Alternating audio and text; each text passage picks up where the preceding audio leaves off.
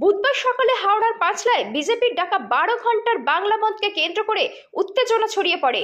স্থানীয় সূত্রে জানা যায়, বুধবার সকালে পাঁচলা বাজারে বন্ধকারীরা দোকান বন্ধ করতে বলে, অন্যদিকে বিরোধীরা দোকান খোলা রাখতে বললে দুই দলের মধ্যে বচসা থেকে উত্তেজনা শুরু হয়। আর উত্তেজনা থেকেই হঠাৎই শুরু হয়ে যায় ইট বৃষ্টি।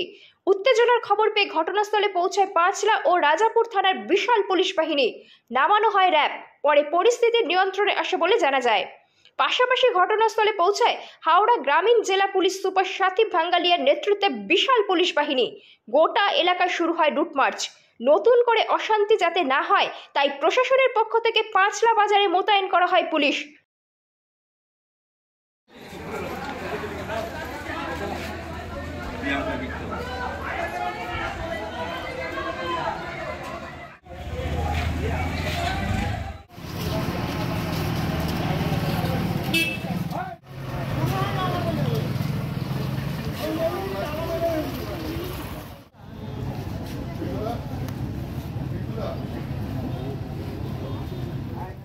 Report G Live News।